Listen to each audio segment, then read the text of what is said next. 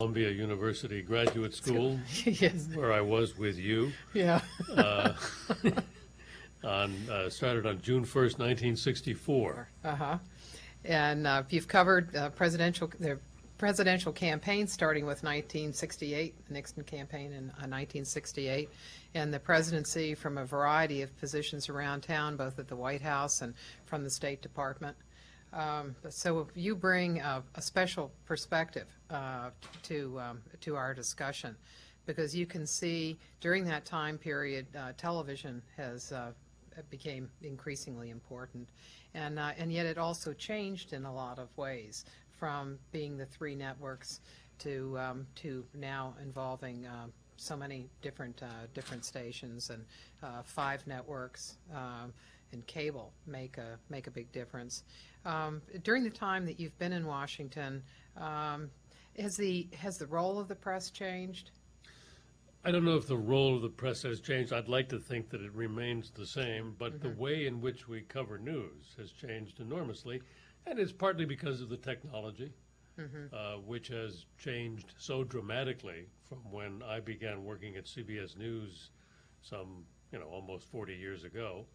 And it's partly because of the ubiquitous nature of information, which is now no longer solely the property of the newspapers and broadcast journalists, but now is everybody's property. Anybody can publish, as it were, and many do. To put it in perspective, when I started covering the White House 23 years ago for CBS News, at the beginning of the Reagan administration, there were 3 television networks, and one of them was still not fully established, ABC. So it was really NBC and CBS, and ABC was not yet the key player that it became. And when you had the evening news broadcast at 6:30 Eastern Time, that was the first opportunity that people in the country had to see the latest film footage, remember film? And of whatever was going on in the country and the world. Yeah. We had a little bit of a monopoly on the images and on the resources to bring news from all over the world. That's totally, completely changed. The advent of cable news meant that the news was delivered constantly. So how does the viewer, the listener, the reader sift in that kind of situation and know what is authentic and what isn't? Well, you can go by the reputation of the news organization or the individual reporter, or you can follow your own prejudices, and many people do, and decide for yourself what you think is authentic. There is a real sort of anarchy out there. It is up to you more than ever, as the viewer, as the reader, to decide, what you invest with authority. And it is all we can offer, those of us who do this for a living and have for a long time, our experience and what we hope is a certain rigor in the presentation of journalism. You can get into a lot of arguments about this, and I hope that we'll have some discussion about it this evening. Is the fact that I've been covering politics for almost 40 years, does that mean that I have a more incisive view of it than someone who has a take on it from, just for the last couple of years? Maybe not necessarily. I may have a better historical memory, but the newcomer's insights may be just as good. And that's nobody any longer can claim a monopoly of information. But do you notice a change, say, in the briefing room and the kinds of questions that come up? Because now there are instances where rumors that are on the net make their way as questions into the briefing room as a way of, whether the reporter who brings them up may or may not believe them, but they're a way of pushing at the administration and saying, there are stories out there that such and such, and so it becomes an edge that you can use, a tool. I think what's changed is that the net means that you can bring these unsubstantiated stories Yeah. to the surface more quickly. Mm-hmm. They would always eventually make their way to the surface. Now they're immediate. And it's a lever with which, if it appears on the net, you can go in and say, there's an unsubstantiated rumor that Right. the president is having relations with a Martian. I mean, whatever. And then, even though they don't like it, they know they're going to have to respond to it. Mm-hmm. It used to take a lot longer for that stuff to surface, and they used to try any members of any administration to discourage that on the grounds that it wasn't professional. But that's all bets are off these days. So, but it's still, it would still come up. Well, sure. I mean, for example, during the Lewinsky business in the Clinton administration, the press secretary, Mike McCurry, on several occasions had a sort of little fit when asked questions about the president's activities, and said, I'm not going to dignify that with an answer. Well, you can only get away with that once or twice. Yeah. How has it made a difference to how you do your work? Like, say, for example, when you were putting stories together, when you first came into the Reagan administration, and or putting a day's worth of stories together then, and then what you do now. What's the difference in both the number of stories that you do, how long that you're at the White House, and how quickly you get things out on the air? Well, there's an enormous pressure to get things out quickly. If big news is breaking, then we're in the same game as the cable people.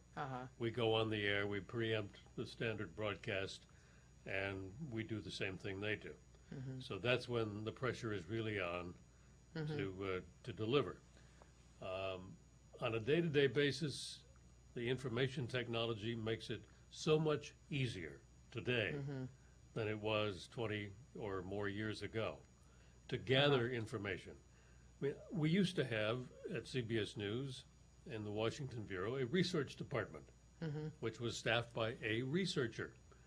And I would call up the researcher in Reagan days and say, can you dig out for me what the president said a year ago on this subject? And a couple of hours later, it would, I'd get a call back. And maybe a courier would bring over some printouts from the office. Now, I can do it myself in an instant because we have all of the search technology available to us on our desktops. I can access the wires individually and immediately on my desktop to see what they are reporting. It used to be that at the White House, in the press secretary's lower office, I guess it was the upper office, along one wall there was a bank of teletype machines that went clackety, clackety, clack and printed out news on rolls of paper. Sounds like a weird thing, I'm sure, to people under a certain age. And we would gather up there if something was going on and watch the printout as it was rolling out to see what the wires were saying. If, if this was happening somewhere else, in Lebanon, say, or, even elsewhere in the United States. Now it's all at our fingertips. It is much easier, it is much faster. We can access our own material that other people in our organizations gather in the same way. How long did it take to go live at that time? I know during Johnson's administration, I think it was 6 hours, that it took 6 hours to set up to go live. By the time I started covering the White House, they had video lines on the North Lawn and in the briefing room. So that, for instance, in March of 1981, when President Reagan was shot, I was not at the hotel, I was at the White House. And we were live almost immediately because we were able to do it. How do you see, well, let's say your role as a reporter, as a surrogate for the public? Tell us about that. how you see yourself, what your role is, your relationship with the public, and what that means for your relationship with government.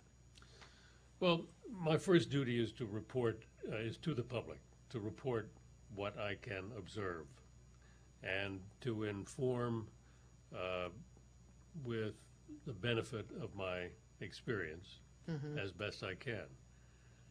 You can get into a whole discussion here, and it's a subset of what we're talking about objectivity and fairness.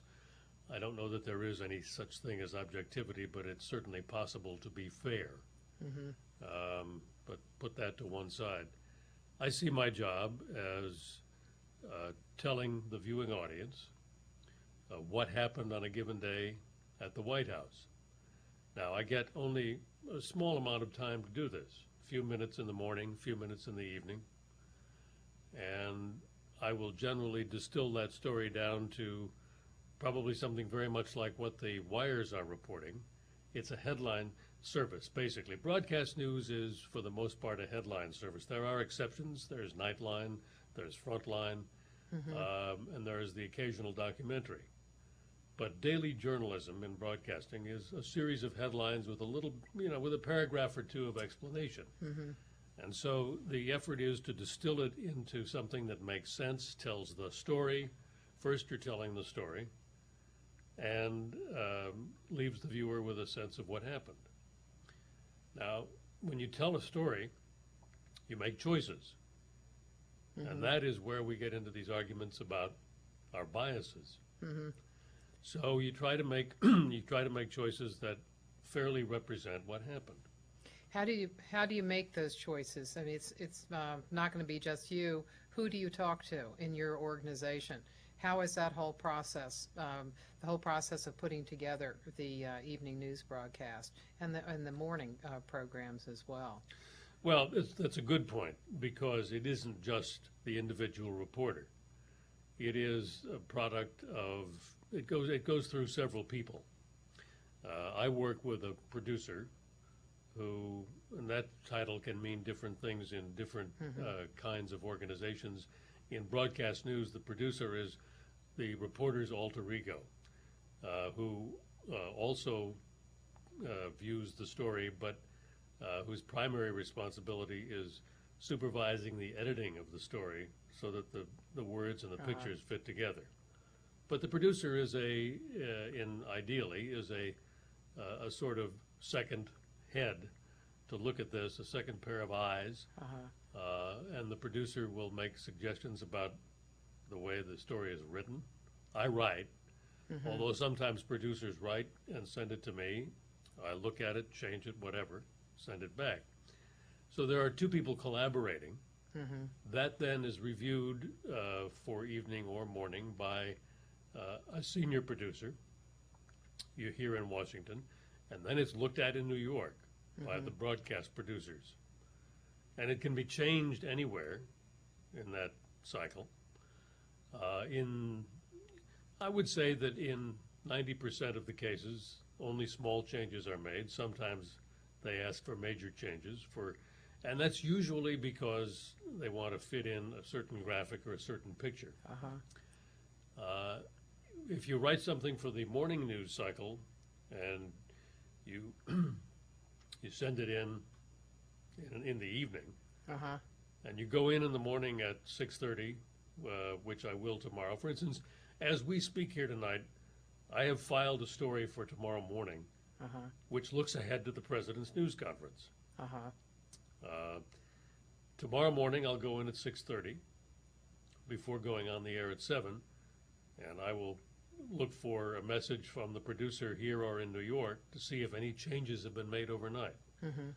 If serious changes are wanted, they'll call me at home, and I'll do it before I leave. I have an audio line into my home so that I can change it from there. So what time would you have to do that? Around 6:30. 6:30. For the evening broadcast, when does it have to be? When does your story have to be set? The one that you're putting out as the story that you want to do. You talk about it all day, but you really don't have to write it until about 5:30, but that's on the late side. They would prefer to have it earlier. We have a saying, the earlier they get it, the more they'll change it.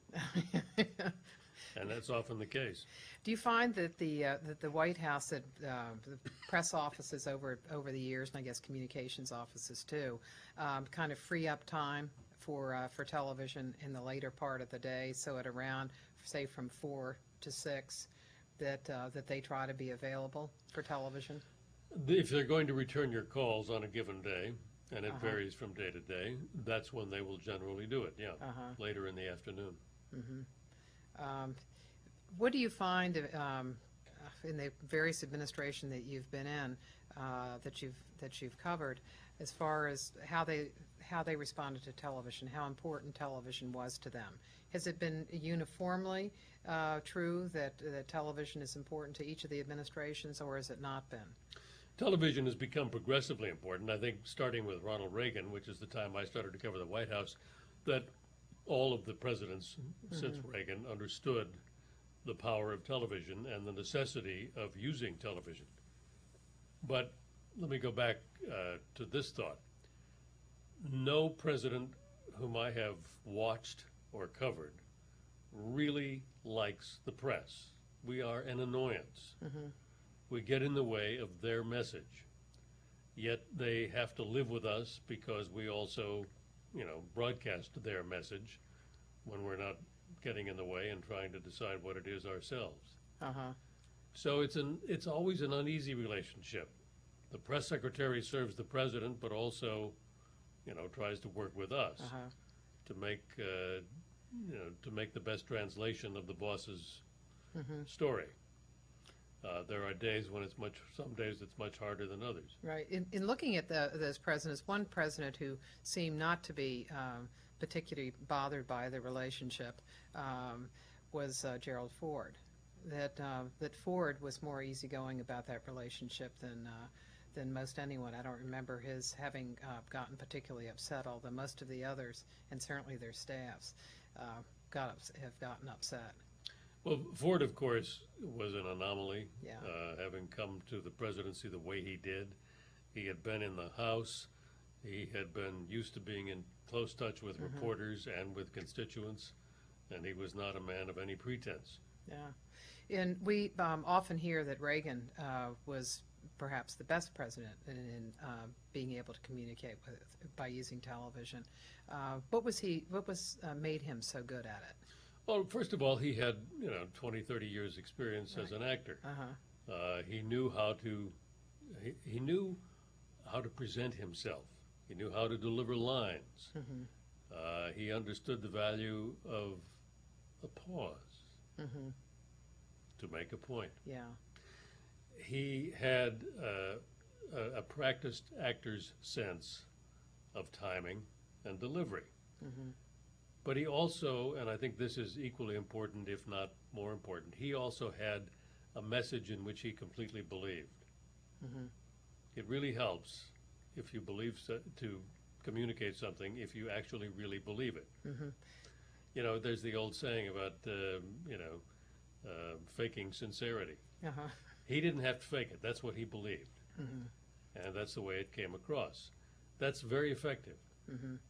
I mean, and in the same way, on a very different plane, when Bill Clinton got into a riff on any program, and he was extraordinarily well informed on policy matters, and he was very good at projecting the fact that he cared about policy, and sometimes very good about caring for people as well.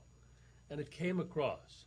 There are some things you can't fake, and good politicians often have those qualities and are able to project them. An example of that, I was thinking of Clinton and his projecting of his knowledge of policy, was a press conference that you probably attended in the State Department, where he went on, I think, for about 94 minutes. And Yes, I remember. his press secretary, Mike McCurry, was giving him signs. He'd say one last question, and Clinton just kept going and going. And you got a sense from it how broad the range was of his knowledge of government policy and of the interests that he had in particular policies. And it was a good example of the kinds of things that you can do with a press conference, the way that you can use that. Reagan, while he sometimes made errors in fact in his press conferences, that didn't seem to hurt him in the least. That was something that the public accepted by him. People always seemed willing to cut him a little slack on that. They did. Yeah. Who did you think has been particularly good in their press conferences? Well, I mean, Clinton was good on the facts and good at emoting. Reagan was good at projecting his message. This President Bush is not particularly effective, I don't think, except that he stays closely on message, and that's probably a plus because it means that he's easy to understand. His father was also a bit of a policy wonk, and seemed very anxious to display that following Reagan, who was always somewhat removed and distant. Yeah. Nixon was never very good on television. I mean, debate or no debate. I mean, even after he became president, he was awkward and stilted. Did not really relate to television. Maybe because he didn't really relate very well to people.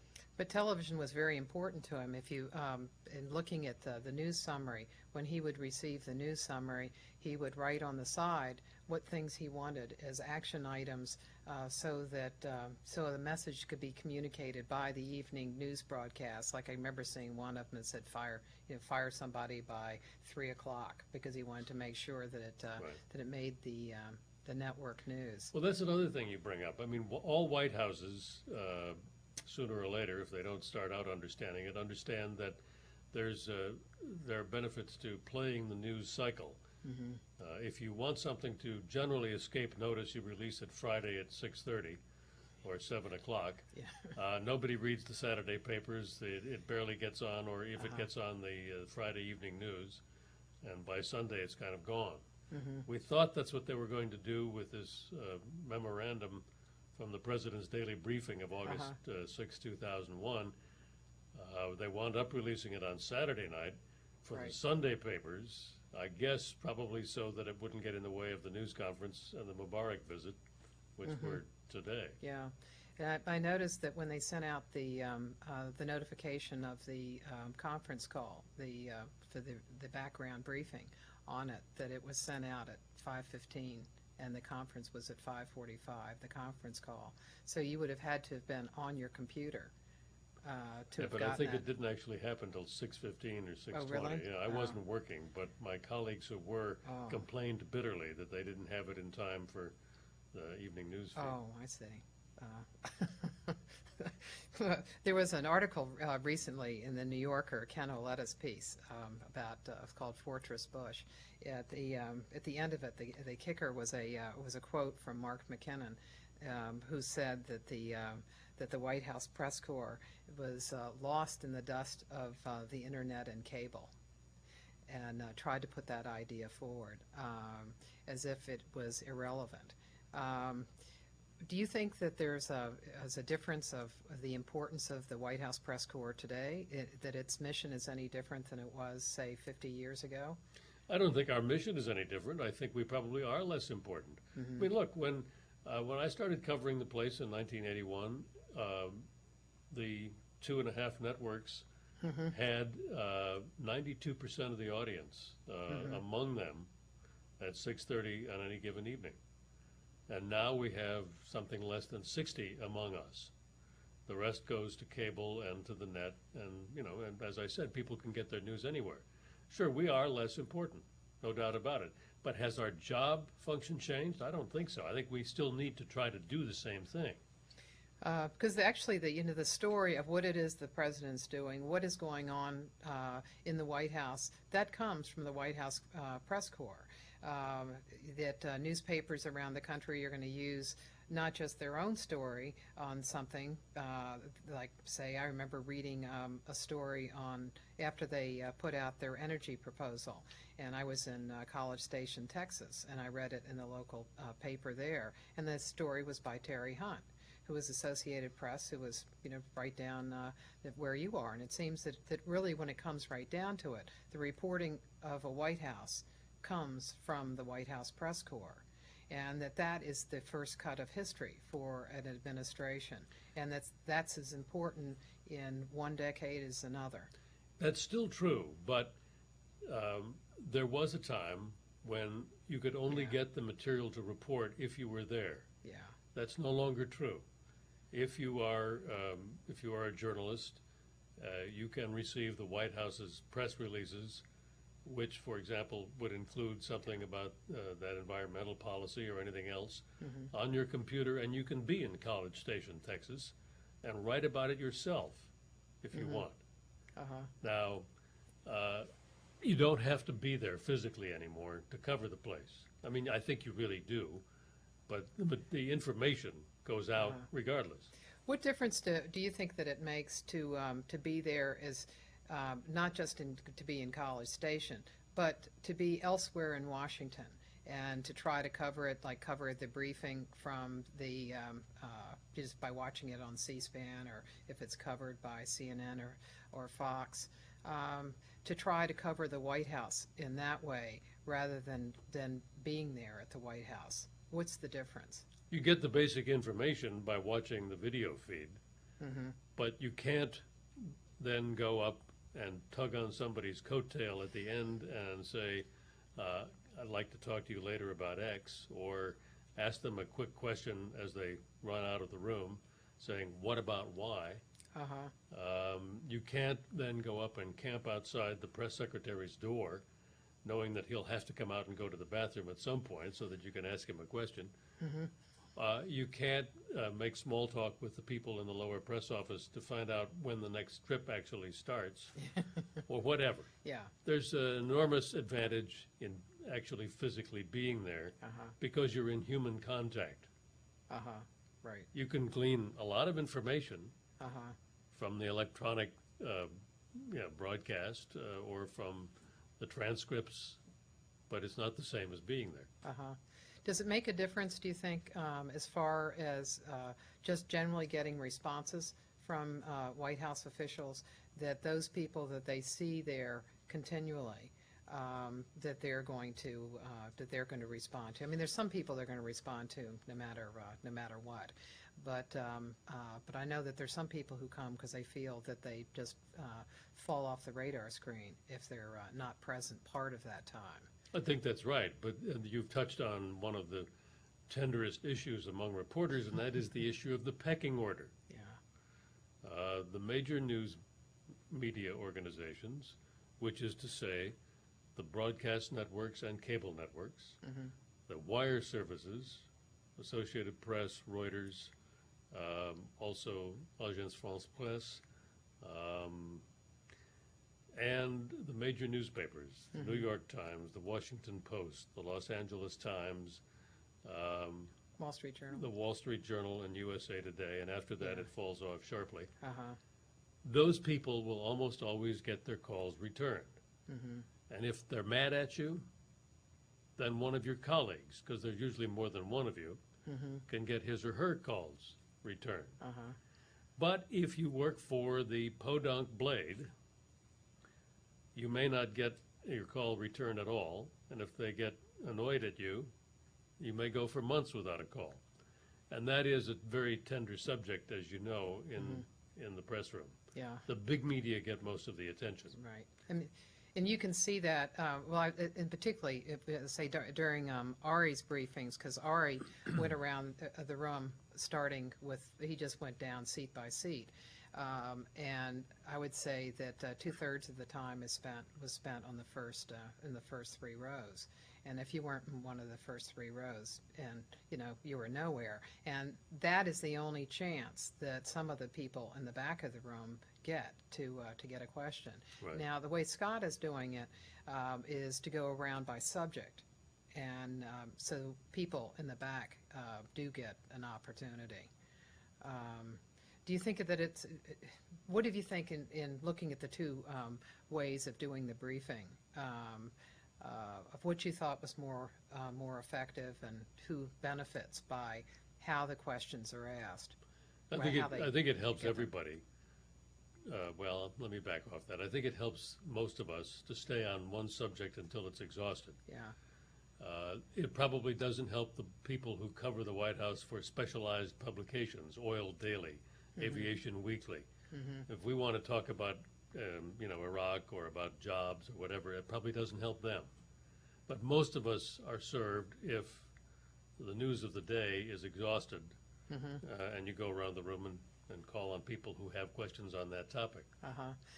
One of the things that I don't know that I've seemed to see is that when you go by topic, that reporters work off of each other's questions more than is true when you just go down the row. So you do get much deeper into the White House response. Doesn't mean you get any better answers.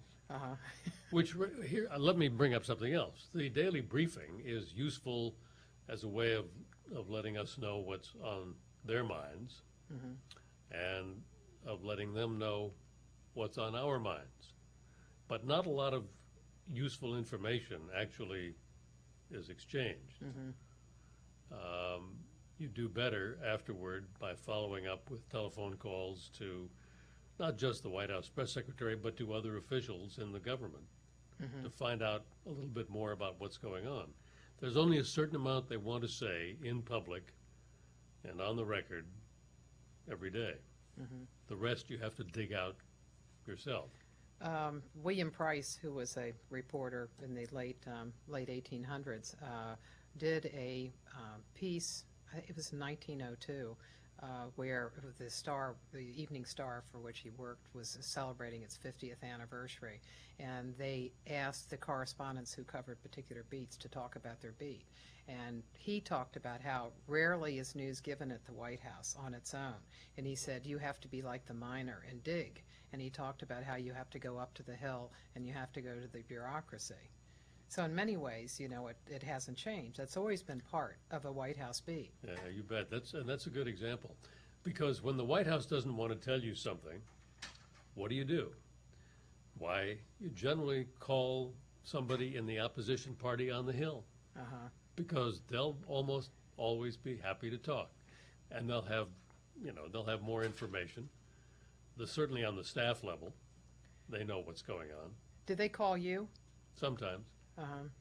When Chris Matthews worked for President Carter as a speechwriter, and then went up to the Hill and worked for Tip O'Neill, that one of the ways he found that Tip O'Neill didn't get as much airtime or as much ink as he thought that he should, and that they getting their issues out. So one of the things he would do would be to call people. He also got the television people to come and talk to O'Neill when he arrived in the morning, and so the issues that were then raised there would make their way to the briefing.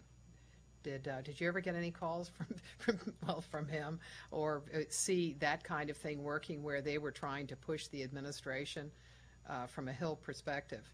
Yes, I've gotten calls from story. people on the Hill, but what Chris started with the speaker still goes on today. There's in both houses, there's generally a little reporter's scrum before the day's business begins in the well of the House or somewhere on the floor of the Senate, where reporters can ask the speaker or the majority leader, what's going on that particular day, and that helps them to set the agenda a little bit.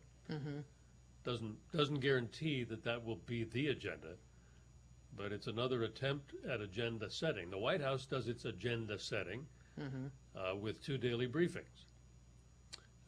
So the Hill people figured out that you can do that from the Hill as well, Uh-huh. if you're in the leadership. But what upsets them all is that the press sometimes sets the agenda itself. Mm-hmm. If it decides that X is news and not Y, which they want to talk about. Mm-hmm. Have you noticed, well, of course, the White House starts out with its meetings very early in the day. So it does the agenda setting in a way for the day, and then the Congress has to respond to it. But one of the things that's probably, it's changed during the time that you've been in Washington, are the number of interest groups that are there and the degree to which they're very sophisticated in communications techniques. And in a way, you know, you have graduates of White House communications operations who then, once their administration leaves, those people then are on the outside, knowing very well how things work on the inside and what the rhythms are inside a White House. And have you noticed that, how over time that that there are just many more people that have a sense of how a White House works and how communications work so that they can affect their story? Not all of the people in any given White House wait until that president's right. term is up Right. before they go to work Yeah. in communications, and there's a lot of it. Uh-huh. Most of them wind up in the communications or lobbying, and either way they're trying to influence the agenda. Mm-hmm. The lobbyists talk mainly to the Hill, but we often talk to the lobbyists, particularly if they have run campaigns in the past, and a lot of them have. We talk to the people who are in the public relations business perhaps a little less often, because most of them do not have clients frequently. They do sometimes, who have business with the White House. You've covered campaigns and you've covered governing. What are the difference in the rhythms of how those two work? The kinds of people that are there, the way the story is shaped, and how long a story is, in the sense that, you know, in campaigns things seem to move on like on a daily cycle. In a campaign, you're always looking, and no matter how many seminars reporters attend, they all wind up doing horse race pieces in campaigns. We all hear about how, you know, we really need to talk about the issues, but the minute you start talking about issues, people start to nod off. And I'm not saying that shouldn't be done, but most of the campaign coverage on a day-to-day basis is who's up, who's down, what happened to the opponent, what do you, the candidate, have to say about that. It tends to be very superficial. There's always an effort by major newspapers and by major broadcast organizations during any presidential campaign to say, right, here's our look at the issues. And it's a good thing. But not much attention really gets paid. How did you like covering campaigns as opposed to covering a White House? Oh, covering a campaign is much more fun. I mean, you're making it up as you go along. There's a certain camaraderie when you're on the bus, you're on the plane. There's a danger of becoming too close to the candidate and the candidate's people. I will never forget having covered Clinton's campaign, how in the first week of the Clinton administration, a person in the press office who had been on the campaign and who I had known came up to me and said, "I can't believe you said that about the president." Just, overwrought. I said, well, get a life. Hello. It's the way it is. He had, thought of me, I guess, as an ally. Do you find Wrong call. that's something that happens between the two parties, that Democrats tend to think of reporters as their friends, and establish relationships that was, say, they try to get the president together with reporters, thinking, if they only knew the president, that the stories would be better. That Republicans tend not to do that. The Republicans never think that the reporters are going to be their friend, and instead what they want to do is just get them to report the way that they want, talk about what they want to talk about. I think in broad brush that's true, but I do remember that Richard Nixon had several off-the-record briefings with reporters. I remember asking him what he would do about China. Little did I know. Yeah. He, of course, at the time didn't answer it. Uh-huh. After Ronald Reagan became president, his handlers had reporters in for several sessions of cocktails and so forth. And those, typically, when that happens with any president, it's off the record. But 99% of what the president says in those off-the-record sessions is exactly what the president says when he speaks in public. It was certainly true with the Reagan sessions. President Bush had one, I don't know, about 6 weeks ago, as we speak. He does it rarely, but he did it about 6 weeks ago, and 90% of what he said off the record was what he had said on the record in public about Iraq, about the campaign. So it's interesting, but it isn't always. In any case, I think your general point is right. Democrats tend to view the press as friendly, which I think you will find is less and less the case. There are a lot of people now coming into the business are not automatically sort of liberal, as was the case, but many more are conservative than were before. It's interesting to see how it develops. It changes constantly, and I find it very strange that nobody seems to be able to anticipate change when it's a constant. I mean, people are always taken aback when things change, politicians particularly. And change, as Bill Clinton once said, is your friend, particularly if you're a reporter. Well, for White Houses, changes in technology have seemed to really be something that they've taken advantage of, that the successful administrations have looked forward to it. So, for example, they've never looked at dealing with news organizations or with reporters as feeding the beast. A successful administration looks at the opportunity that there is to try to shape stories and to get the kinds of ideas and viewpoints that the president wants out, that they make sure and make use of technology. But not all administrations have been able to do it. Generally, any White House will try to have a message every day. Most of the time, this isn't a typical time because of the war in Iraq and because of the various controversies that are swirling about. But most of the time, whatever the White House's agenda is gets put aside by whatever is considered the news of the day. It would be as though if right now the president tried to talk about jobs, which he has tried to do. It gets largely ignored because the news is about Iraq and about what happened in the wake of the 9/11 briefings and so forth. Yeah. And the 9/11 Commission is holding hearings as we speak.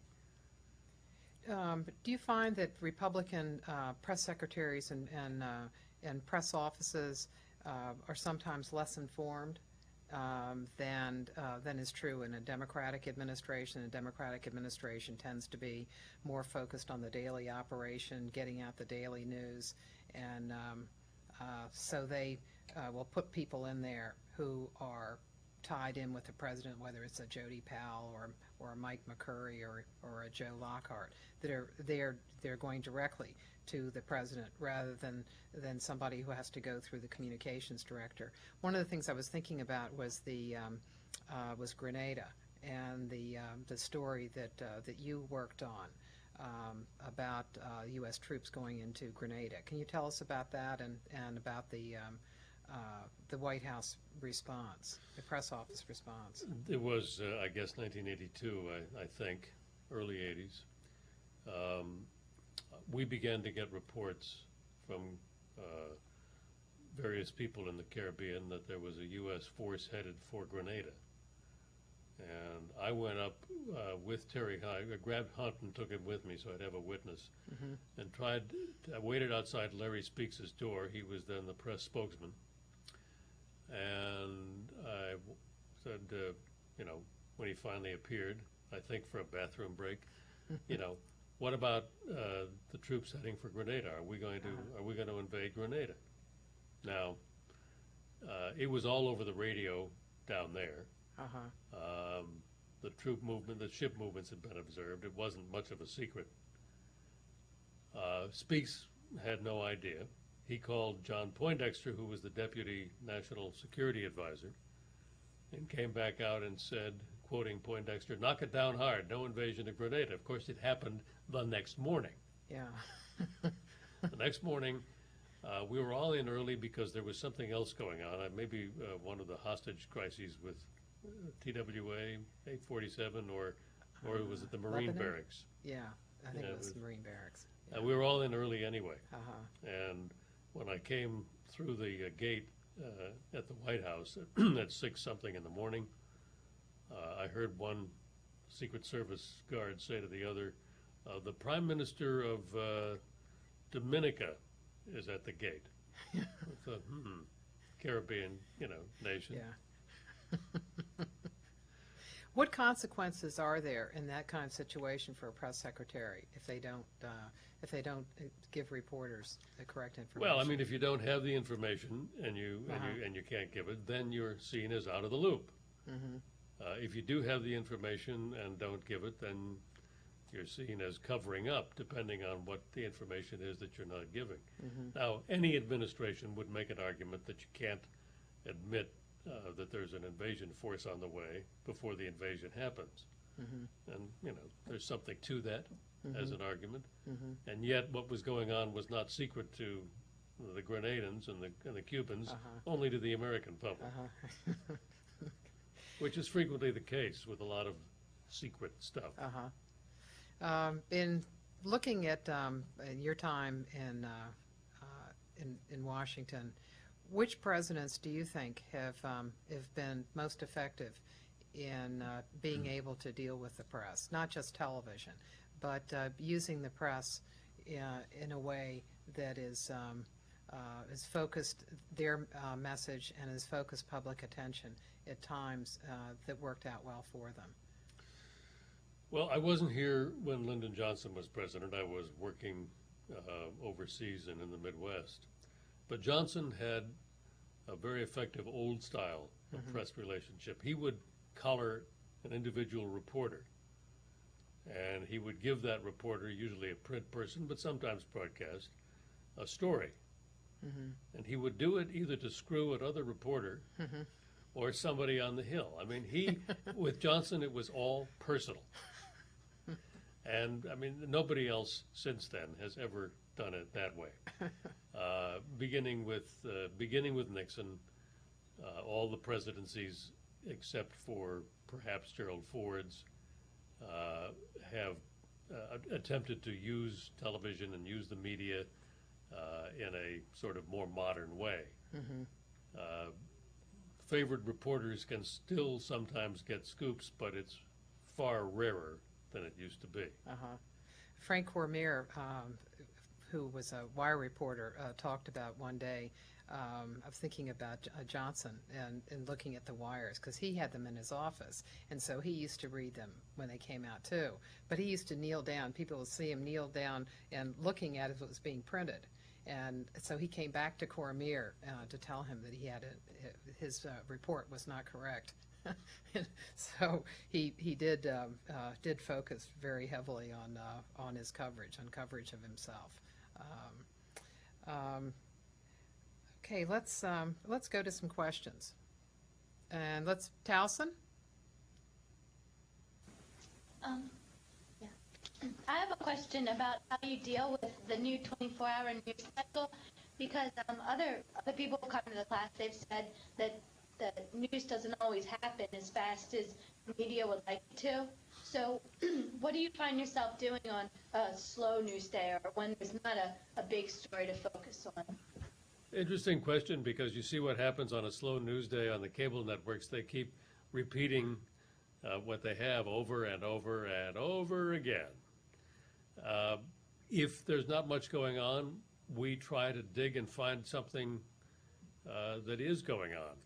It's particularly on those slow days when you're not being driven by events that you go and look to see what you can develop or enlarge or get started. Not always an easy process. That's always the hardest part. When things are happening, you react to them. But when things are not happening, in order to make news, you have to go find it.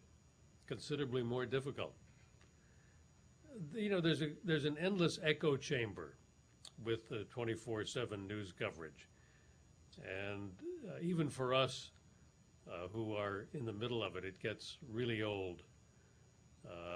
And you turn the sound off. Okay, in California, does anybody have a question? Yes, sir. How would you like to see I think got a mic for you. how would you like to see news coverage change from what it's like now? I know CBS doesn't have a cable network or anything like that. So would you like more time to discuss issues or something like that? Or I wish it were possible in the commercial broadcasting world to have a program that was more like the News Hour or another Nightline, because that would give journalists an opportunity to explore things in greater depth. As a practical fact, it isn't likely to happen because commercial broadcasting is just that. It's commercial. The bottom line is that it makes its ideas to make money. And we're always going to be limited in resources and in time. In a perfect world, I would like to have more time, and I would hope that we could persuade people to listen. But look, if you look at the audience for serious journalism, it's very small. The number of people who watch the News Hour, the number of people who watch Nightline are far, far fewer than the larger audiences for the even for the cable networks. One of the things that I wanted to ask you about that you talked about earlier, the off-the-record sessions with the president. Even if what the president says is the same as what he would say in an open session, he still has a luxury of feeling that much more relaxed. What do you learn about a president in off-the-record sessions? It's a good question, Martha. You watch any person's body language, and it's like sitting down with a few people, perhaps one that you don't know so well, and talking for a couple of hours or an hour, whatever, in a relaxed atmosphere. Anybody out there can relate to this. You form opinions about the people, particularly the ones you don't know. And you get a vibe for what you think that person is like because you're up close and you're listening. And if you have a real exchange of views, a conversation as opposed to a monologue, which with politicians it's often a monologue, but if it's a real conversation, then you can watch and see how a person reacts to questions, to something that might be, mildly off-putting or embarrassing or perhaps difficult. And you'll come away feeling that you have a better sense of the individual. And I suspect their priorities, because even if he's say the same thing that he might say in a public setting, you might think, well, his staff has gone through and have looked at the focus groups, polls, and that these are the things that they should be focusing on. But you get more of a sense of the president's, perhaps of his priorities and how he responds to things. So, You can tell right away whether you're getting a canned answer. If you're in a casual conversation, if you've heard it before, or it comes out too neatly packaged, you'll suspect that it's something he's gone over and rehearsed. But if you're getting something that's really thoughtful, you're bound to be more intrigued. Were there many off-the-record sessions when you first came to Washington? There were more of them than there currently are. Not sure that that's the case. There have always been too many in one sense. People would rather go off the record or on background than be quoted publicly. And many news organizations like the AP have a policy of no blind quotes. I guess the AP allows it if the subject insists. But the only if you are quoting an administration official, the only assurance that the reader or the viewer or the listener has, that you are, actually repeating something that someone said to you, is your own reputation. Because you could be making it up. Do you find, though, in the current atmosphere after, say, Jason Blair at the New York Times and Kelly at USA Today, that there's more interest in all organizations internally of finding out who the sources are, that they're more likely to ask you who a source is? I think that's probably right. If it isn't, it should be. Sometimes things like those incidents that you mentioned result in more lip service being paid. But in fact, they should serve as wake-up calls. One other thing that I had for you before I go back to another question. We met years ago in a class on the presidency that was taught by Richard Neustadt. And what difference did it make taking a course on the presidency, and you also took American history with Bill Leuchtenberg? What did that bring to your reporting when you came to the White House? I think it probably informed it in a way that if I had just come off of reporting without benefit of that class, it made it much richer for me. To be able to read as widely as we were able to read in that year and for that class, and to appreciate history from the perspective of somebody like Leuchtenberg, who'd done so much research into the materials of the time and presented it so well, really gave you a perspective. And I hope that because I've been doing this for a long time, I can give a little perspective occasionally too. It helps you to come at these things knowing what went before. If you approach everything as though it is the first time it's ever happened in the civilized world and in recorded history, then you're missing all of the rich context. Yeah. So in a way, there are a lot of things that, for example, they're rhythms that repeat themselves throughout administrations, and it gives you much more of a sense, perhaps, of an institutional character of the relationship between the White House and the press, but the kinds of things that happen from one administration to another that can be anticipated. But most reporters, when they come to the White House, don't have that kind of background and don't do much reading in either the presidency or in American history. Well, I guess so then you cover it on a day-to-day basis, and that's fine.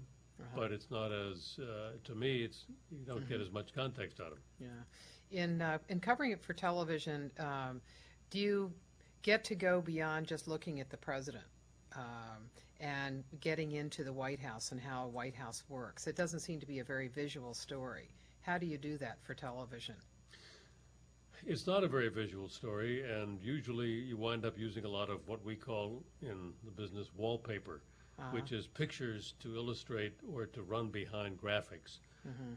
If you're starting to talk about the problems that the president is having with Iraq, there'll be pictures of soldiers in Iraq. And there are a lot of graphics. Some of them very good. I mean, our graphics have gotten better and better over the years, probably because people are doing lots of new and different things, and that's influenced by the net as well. And graphics are a very important tool in television, not only for just listing things, but for demonstrating through pictures and drawings what you're trying to say. Yeah, but one of the example that comes to mind is the interview that Tim Russert did, his Meet the Press interview with President Bush, and he used a graphic there on the economy, and that was, I thought, a particular powerful graphic. Yeah. Towson, a question? Given the 24-hour news service, the cable networks, the huge followings that Fox News, CNN, and the other cable news services have, do you think that the nightly news with CBS, NBC, and ABC could possibly be canceled one day? Could possibly be.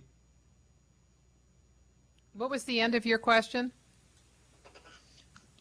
given the 24-hour news service, do you think that the nightly news, every single night, the 30-minute news spot for CBS, NBC, and ABC, do you think it could possibly be canceled one day, given the huge following that cable news services have? Right, I've got you.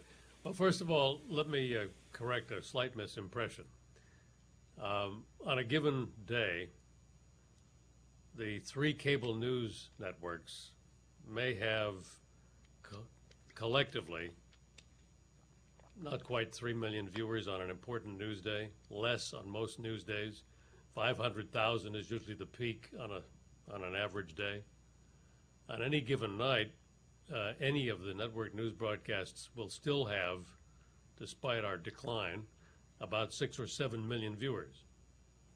So we still reach a lot more people than they do.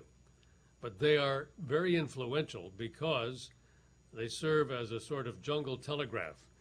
The cable news operations are on in every office on Capitol Hill, in every foreign ministry around the world. That is how news is communicated these days. But we have more of the actual public. Now, to get to the final point of your question, will the three network news broadcasts survive? I'm not sure they all will. I don't know when the end will come, but it may. It may be that particularly for those networks which have cable, which would be NBC and Fox, that they can put their news on cable. But if you're going to have a news division, you amortize the cost of the news division by putting it on as many programs as you can, morning and evening and weekend. So as long as that continues, and as long as it can still sell some commercial time, it will probably survive. Remember that the audience is still pretty big compared to cable. Mm-hmm. Okay, do you all have any? Okay, let's go back to Towson.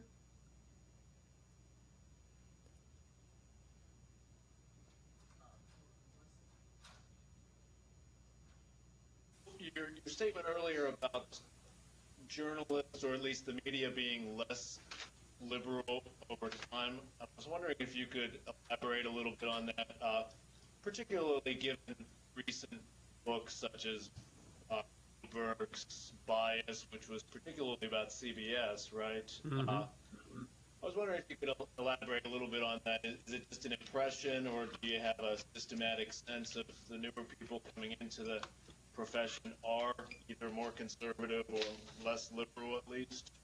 It's only an impression. It's not based on any hard numbers. But I see people now who come as interns or into entry-level jobs who are not necessarily all of a liberal mindset.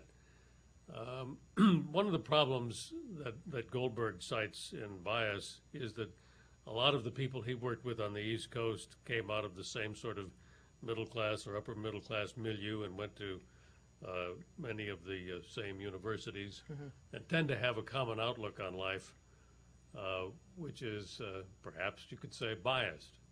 They don't represent everybody, but a lot of them are working in this business.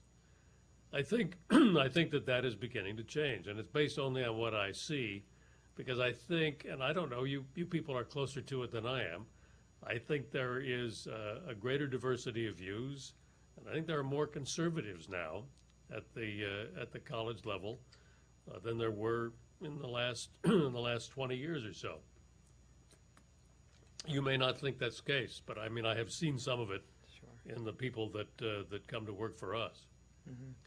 I mean, and the thing is, everybody is going to have a set of biases, if you will, but it's having the experience and the intelligence not to let those rule when you're trying to explain what is happening. What do you think of this as of a bias, rather than having it be whether somebody's liberal or conservative, that those who are at the White House, covering a White House, have a bias in favor of the importance of the story that they're doing, that whatever they're working on they would think is going to be a crucial story, and that they might try to make more out of it because they see what happens at the White House is so important. So that's a bias of itself. Yes, I think there's a bias in favor of the story you're covering, whatever it is, when you go to your editor and you say, this is why I should have Right. 2 minutes tonight on the evening news, because this is important. There's also a bias in or against authority, which is very evident in journalism, which is one reason, again, that people who are truly conservative politically find the media so contentious, because the media is generally against authority, particularly the more outlandish exercises of authority. Reporters tend to be contrarians as much as anything else. So that bias exists as well. Can you give some examples of that? I should be able to, but I'm not coming up with anything right off the top of my head. Okay. We can think about them, but I've just noticed over the years, as far as bias, in talking to people, it's never seemed to me to make any difference whether they were liberal or conservative as far as their reporting was concerned when they were a White House reporter. So, for example, that Brit Hume, as a commentator, is clearly a conservative, Right. but when he was a White House reporter, he was focused on what was going on and what the issues were of the day, and you didn't really see his political views. No, but if you were of a mind to believe that he was too conservative, then you could probably find fault with the way he presented, with the way he wrote, with the way he presented his stories and the way he acted. Conversely, if you were of a conservative bent, you could probably look at what Sam Donaldson did on the weekends when he was often taking the liberal point of view on the ABC David Brinkley program.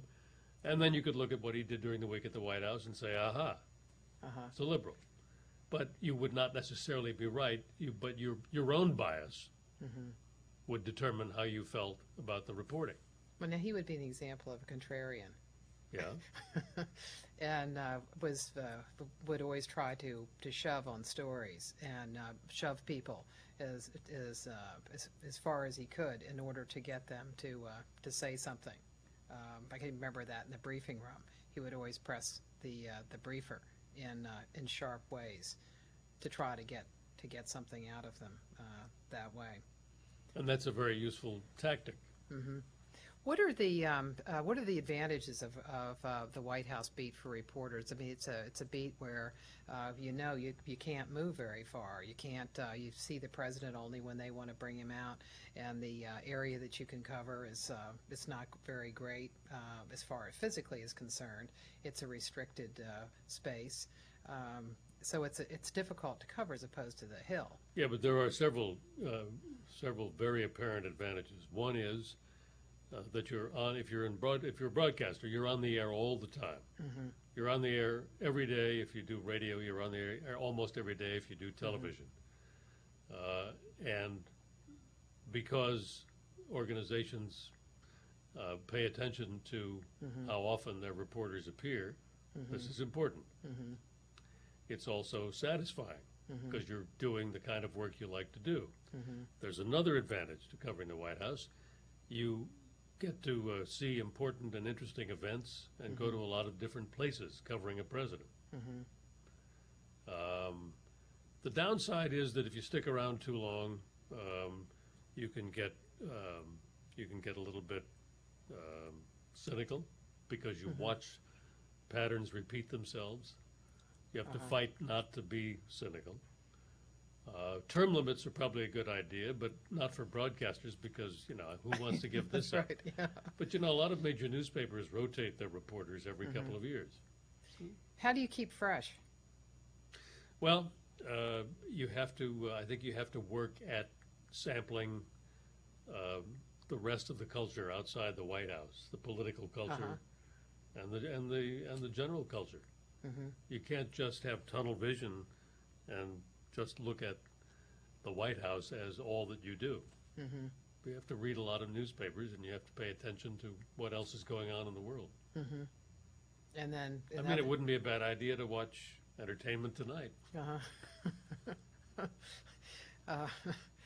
There also are Or advantages. Saturday Night Live, which had this great skit with, Janet Jackson playing Condi Rice. Yeah. There's another advantage for some reporters who are interested in using the White House beat as a place to pivot off to some other job, whether it's, say, for print reporters, maybe becoming editors, and then for television, Yeah. becoming anchors.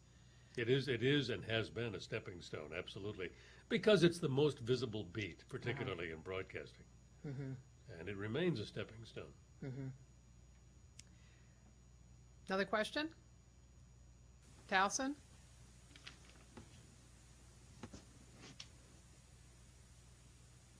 Okay, well, I'm going to ask one while you all come up with one.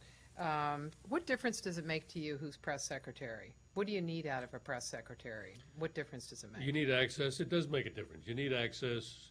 You need somebody who will engage in the briefing room so that you can get, so that you can at least get something on the record. You need someone to whom you can go, and when you're not on camera, and say, so give me a little more about this, and hope that you'll get something that he wasn't, or she wasn't willing to say on camera. Do they become in Somebody some... who will play, in other words. Uh-huh. But you got to remember, they work for the president. They don't really work for us. But it's in their interest to provide information, because that way you're going to That's exactly right. satisfy news organizations. So in many ways, it works together. But in a sense, one of the roles that you need of a press secretary is somebody that can be a good advocate, that can talk to people within a White House, not just the president, but another constituent. You could say that he or she has three constituents: the president, who's the boss, and then White House staff, as well as reporters, because sometimes White House staff don't want to talk, and so a press secretary has to Right. deal with them as well.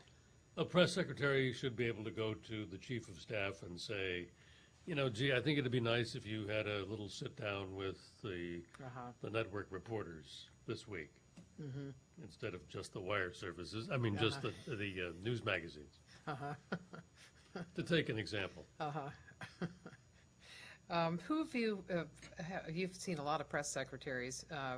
Tell us some of the people that you've thought have been effective in the job, and what qualities they had that made them effective. Mike McCurry was very effective because he had a wide-ranging knowledge of foreign affairs as well as domestic politics. He was an effective advocate for reporters to the White House, and he was very good at explaining the White House to us. He also tended to make sense when he was delivering his daily feed from the podium. It was not as canned as some others. The present press secretary is monotonous in person at the lectern, but is very helpful on behind the scenes. That was the case for others as well. We've had a lot of people who've come and gone in that job, and George Stephanopoulos, though he didn't have the title, and Dee Dee Myers, all of whom were helpful in some ways. But McCurry is probably the standout in my time there. One of the jobs too, it would seem, of a press secretary is simply bringing information out. And so in some ways, it's not just all hinging on the briefing. That if a press secretary can bring other people out and provide experts from within the White House, that's helpful to reporters. So one of the things that McCurry was able to do did on a regular basis, was bring out the policy people to explain what was going on. Gene Sperling talking Right. about economic issues, and before the China trip, he brought some scholars in to talk about Yeah, and China. that goes to the point you made earlier about being an advocate for the press inside the White House and doing things which advance the administration's position, but which are also helpful to reporters. What do you think the reluctance in doing that is? Because two examples that I can think of, well, somewhat recently, of bringing people out that I thought were effective. Robert Zeller came out and talked about trade issues and was particularly good. And then you end up with the White House ends up with what are favorable stories going into some depth about the trade policy. William Donaldson and Larry Thompson, William Donaldson, who was the head of the SEC, and then Larry Thompson, who was then at the Justice Department, came over and talked about issues relating to the SEC. And again, it was something that got on television and got good publicity. Why wouldn't a White House do that all the time? Too often, they're not as interested in dealing with all of the reporters who cover the place. They will deal with the economics reporter for the Times or somebody from the Wall Street Journal, but they're not as concerned about getting the message out widely. They narrowcast, as it were, to what they consider their important constituencies. And it's helpful to everybody if they try to make it a little bit broader. Yeah, but this administration seems particularly interested in targeting their audiences. Towson? How was President Bush in private interviews as opposed to his public news conferences? He's very laid back and casual. Actually, he comes across that way in his news conferences too, except that he has a tendency to sort of fall back in public on the same things, the same lines over and over again. He's a little less like that in private, although he will, again, dredge up some of the same things when he's talking about subject like Iraq, for example. I mean, if you ask him about weapons of mass destruction, you're going to get the same answer in public and in private. But he's a little more relaxed. He still has that sort of jocular attitude that you see on television. He's not a great deal different than he appears on TV. What about his father? What were the differences between his press conferences and his sessions that would be off-the-record sessions? Well, his father in public had demonstrated and was happy to demonstrate a far greater command of policy. He could talk. He was wonkish about it, like Clinton. In private, his father is extraordinarily gracious and is a good storyteller. Has a certain social ease that his son doesn't pretend to have, perhaps because of the differences in the way they were raised. I mean, the son is very happily a product of Midland, Texas. I mean, sure, he's from this blue blood family and went to school, at private schools in the East, but he did grow up in Midland, and that helps him define who he is. And of course, his father, for all the pork rind chewing, is still, very much from Connecticut. What about Reagan? Well, Reagan was pretty much the same in off the record, and Yeah, he really was. He really was. He had a certain reserve with most people. There were very few people who really knew him well, and he was the same with us in private as he was in public. he seemed to like reporters. Yeah, Reagan liked most everybody. I mean, he got along. He got along with everyone. Because at the end, didn't he take reporters back when he went back to California on the plane? Yeah, I was on that trip. What was that trip like? Oh, he was. He didn't seem sad to be leaving. He seemed actually glad to be getting home. But a lot of the staff were very emotional on that trip back. But he was delighted. Mm-hmm. You see, that's the thing. He didn't miss Washington after he left. He didn't miss being at the peak of power, I don't think. He was extraordinarily secure in himself for a politician. You don't usually expect it in politicians. You expect politicians to be hungering for public adulation. That wasn't so with him. He didn't need it. It was one of his most charming qualities, by the way. And when he came to Washington, he came in a different way than, say, Carter did. When Carter came to Washington, he didn't have this same kind of interest in building a network of relationships with people who are running the town and the political community, which Reagan, when he came into town, he came in with ease and had the party for Tip O'Neill and others to let everybody know that he wanted to work together with people. So he had an ease whether he was coming or going. What do you know of the period when presidents leave office, of what it's like for them the first year? Have you dealt with people after they've left office?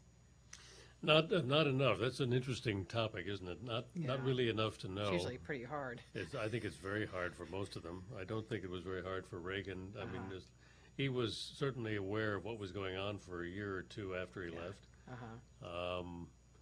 I wonder about Bush Sr.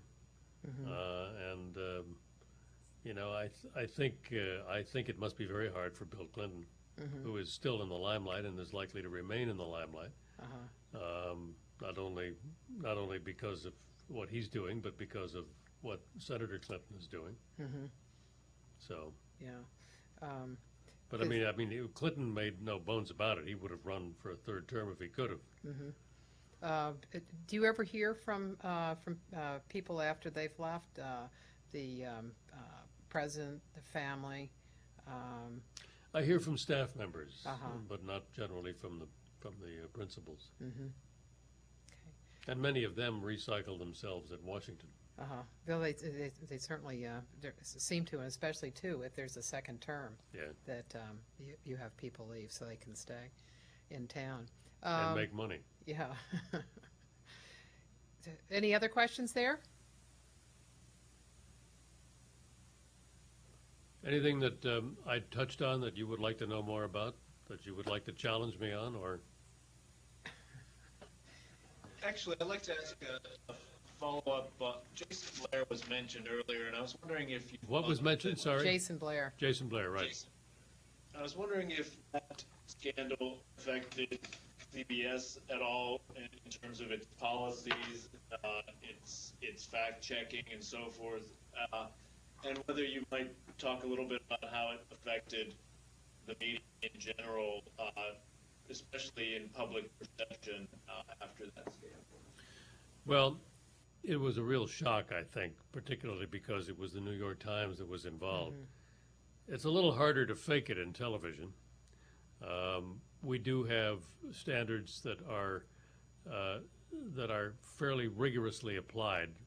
There are people in New York who watch over them all of the time about how you edit and about how you reference people, how you identify them. But you can't really make something up the way he did in television. And the notion that it could happen at the New York Times, I think, was a stunner for a lot of people. It isn't, of course, the first time that sort of thing has happened. There was a case at the Washington Post, I guess 20 years ago now. A woman named Janet Cook wrote about a 7-year-old heroin addict who didn't exist. She won a Pulitzer Prize before they found out that the child didn't exist. The temptation to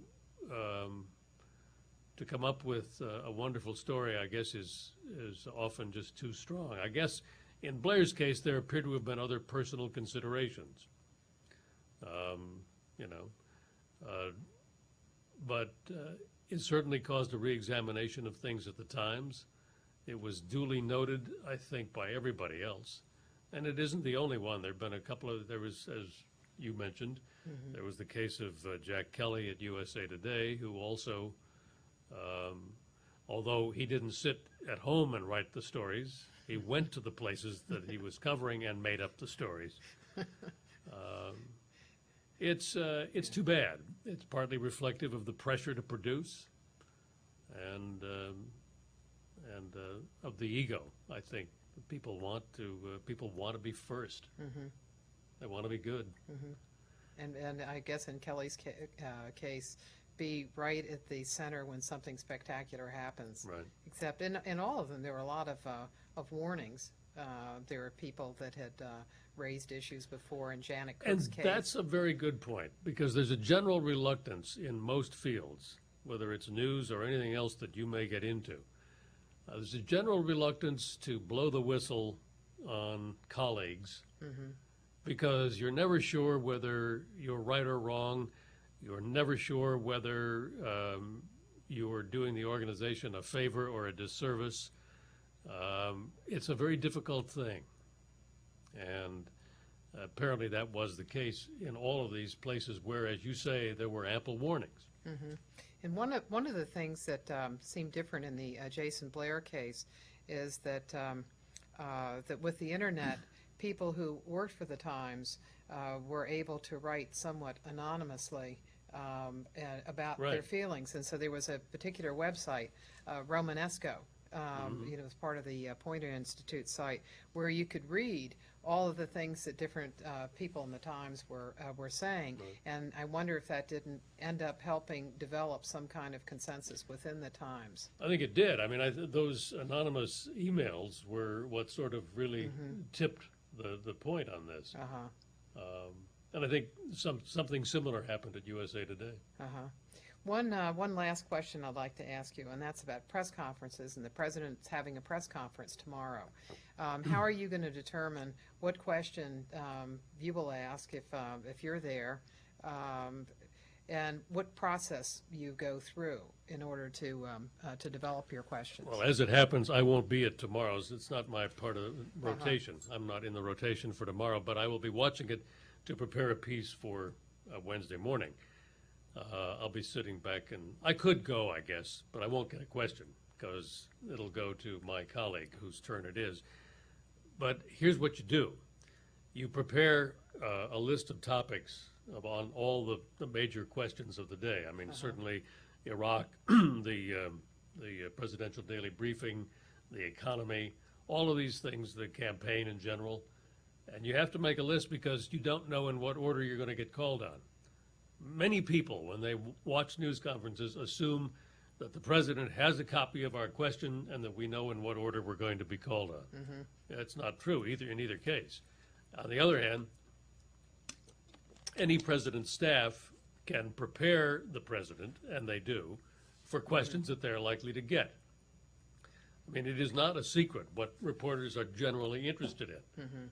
I remember Mike Deaver, who worked for Ronald Reagan, once said to me after a news conference, "We predicted every question that you guys were going to ask, except for that one at the end by Sarah McClendon, who was an elderly woman who wrote for a series of newspapers in Texas and who always had something off the wall.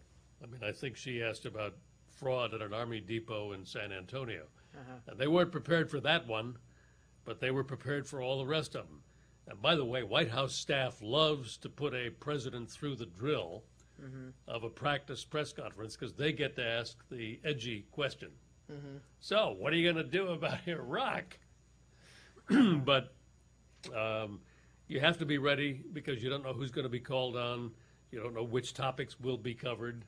So you need to be ready with a list and fast on your feet in case you get called on. Speaking of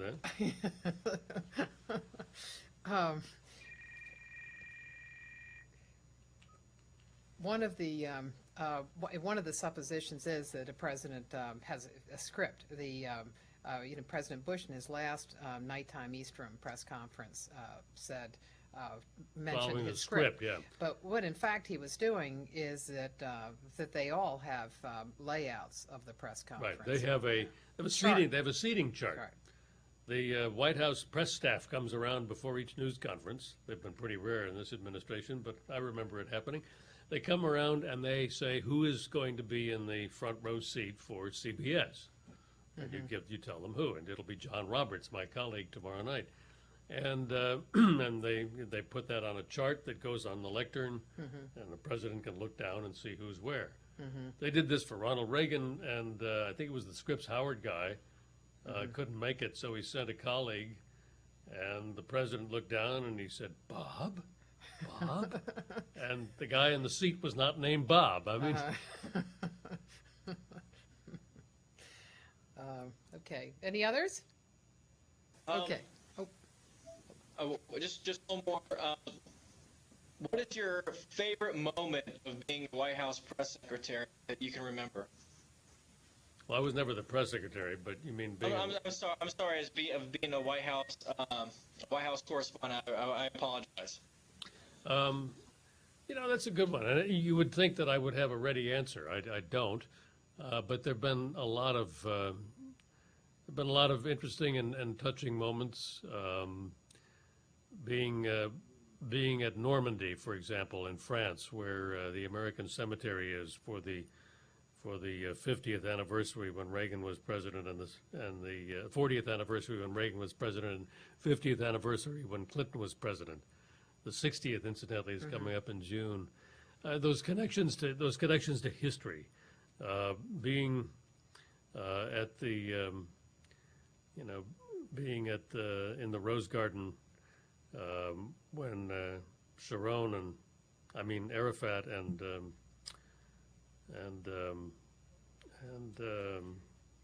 Rabin, thanks, memory fades, shook hands in what looked like it could be the beginning of a peace deal in the Middle East. How long ago was that? But those are very special moments, and those are things you remember and feel privileged to have been a part of, to have had the front row seat at. And it's one reason why I still love the job after all this time. Yeah.